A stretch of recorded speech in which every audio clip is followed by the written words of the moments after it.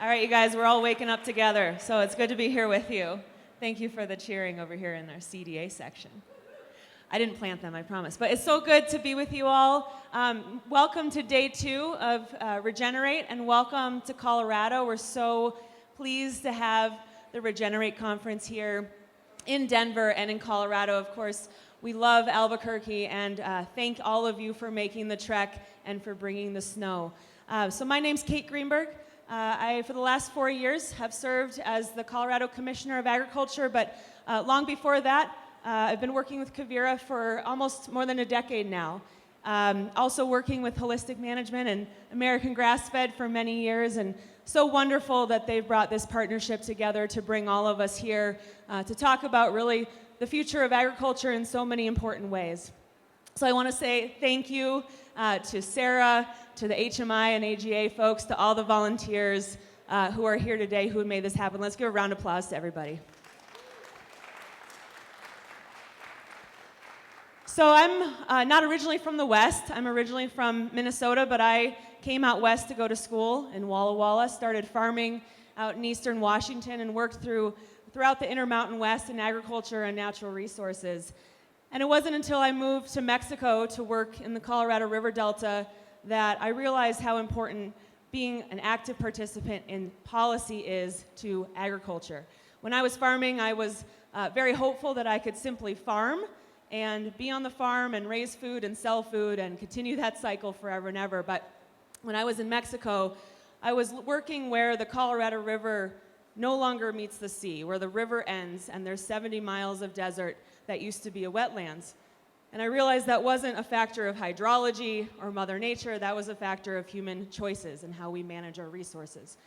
So around that time, I moved back to the States and got a phone call and was lucky enough to join then the nascent National Young Farmers Coalition, which was coming up with a change at Quivira as well, when there was a change of leadership, and we are really integrating a lot of our work around next generation. How do we bring in more young people to agriculture? So for 7 years, I worked with Young Farmers Coalition out of Durango, Colorado, organizing farmers and ranchers across the West to shape policy that works for young people. And that was really the core, and still is the core, of what the organization does.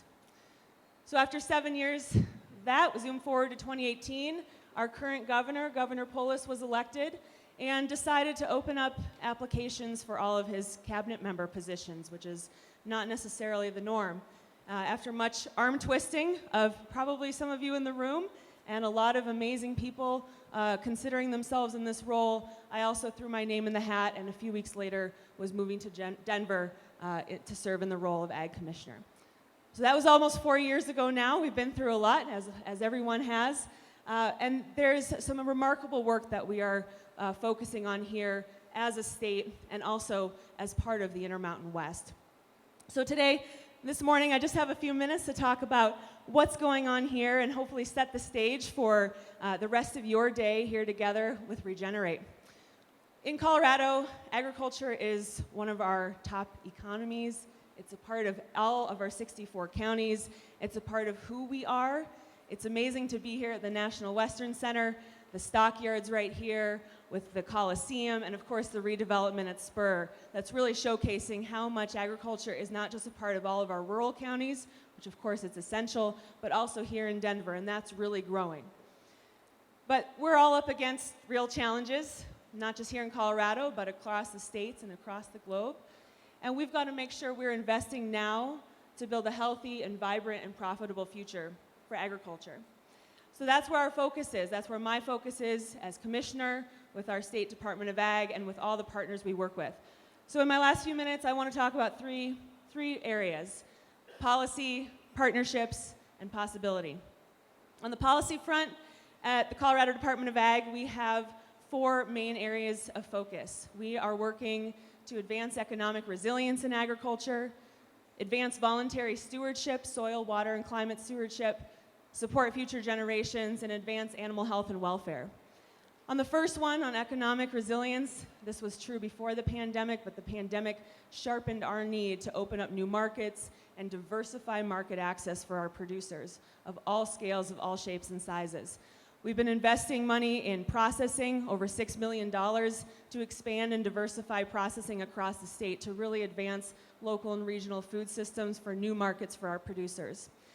We've been expanding our work abroad with our international trade and really connecting the work we're doing around stewardship to why Colorado stands out as a trading partner. I didn't think I was going to be working in trade. I come from the local food world. But when we bring in partners from around the globe who are pushing on climate resilience, pushing on climate response, and they like what we're doing here, that gives us an opportunity and our farmers and ranchers an opportunity to be leaders in this space. Voluntary stewardship. This is such an exciting realm of work, and we've got some fantastic partners here who have really advanced this work for us here in Colorado. About 3.5 years ago, we formed a coalition, the Colorado Collaborative for Healthy Soils, as a groundwork for launching a soil health program for the state. We didn't have one before 2019, and we knew we needed one. So we built a coalition. That coalition then advised the department, passed legislation, and just a few weeks ago, we received $25 billion at the State Department of Ag because of that work and because of that partnership. That money is going directly to farmers and ranchers to advance soil health, to open up new markets that relate to climate resilience and climate mitigation. All of our work is focused on equity. We're bringing in partners who have never had a chance to partner with the state. Sangre de Cristo Acequia Association is one of our primary partners, and partnering with the Acequias is a true honor in this work as well. In addition to that, we're building our climate work, which of course is related to soil, but our climate policy work. We created an agricultural drought and climate resilience office so that we actually have a body at the state driving ag climate policy in a way that works for farmers and ranchers. In addition to that, moving on to the future generations, none of this matters if all of you young people in here can't see yourselves in agriculture in the future. And hats off to the Regenerate partners, to Quivira's new agrarian program for really paving the way for how we do this work and bring in young people. So at CDA, the Colorado Department of Ag, we've built a STEM program for middle schoolers to come learn from our scientists at our labs. We have our Ag Workforce Development Program, a paid apprenticeship program modeled much after NAP. We're hiring interns and paying interns within CDA. We've just launched a new scholarship program for young people to get involved in ag leadership and education. And the big one that we are building is a $20 million revolving loan fund so we can actually start financing beginning farmers and ranchers who can't access financing in the conventional lending space. We know land access is one of the biggest challenges young farmers face. That's one of our top issues we worked on at Young Farmers. It's one of the top issues we're working on here. And now we're actually able to put money behind that. We're also working with Quivira and the Farmers Union on a land access grant to help continue to advance that work across the Intermountain West. Lastly, animal health and welfare. We're responsible for all of the animal livestock disease that comes into the state. So we are handling that, but we want to think about how we do it differently, how we prepare for the future. We've got one of the best emergency response teams there is, but we're building that emergency response capacity because we know the uncertainty of events is increasing, the simultaneity of events is increasing, and we need to be ready to support our ag community in response. So that's the policy side of sort of a cross-section of what we're focused on. Partnerships. We could not do this without partnerships. I mentioned the Colorado Collaborative for Healthy Soils. We brought together partners who were very skeptical at best of what we were trying to do, very worried about the government starting a new program, and now they are partners in this program. We have 130 partners this year, farmers and ranchers across the state in the pilot soil health program. A lot of those folks would not have been at the table if we didn't have that early effort to ask people what is going to work. How do we learn from farmers and ranchers in how we build this program rather than tell farmers and ranchers how to farm and ranch? We're not in the business of doing that. I also want to mention another partnership. I am lucky enough to work with a body called the Ag Commission. It's essentially my board, 9 farmers and ranchers appointed by the governor to help shape our policy direction and make sure I'm staying on track. We have at least 2 Ag Commission members with us today. George Witten and Catherine Bedell serve on my board and of course are an integral part of this community. And I want to say thank you to both of you for all of your time, and your partner, Julie, of course, and your family for taking all the time. to spend on the commission and help shape the work that we're doing at the state. We really couldn't do it without you. Lastly, possibility. We face a lot of tough challenges right now. We're, of course, talking about that here today, but you all live it every single day, whether it's the impacts of climate change, drought, wildfire, what we're now facing on the Colorado River system. And it can certainly be overwhelming. But this community, to me, is a bedrock of hope. It has been since I started coming to these conferences 10 years ago. It has been every single time I'm in the field with one of you or one of your neighbors talking about what you're doing to meet the challenges of the future. And part of our job as a Department of Ag is to tell the story of how agriculture is helping lead the way in some of our biggest challenges.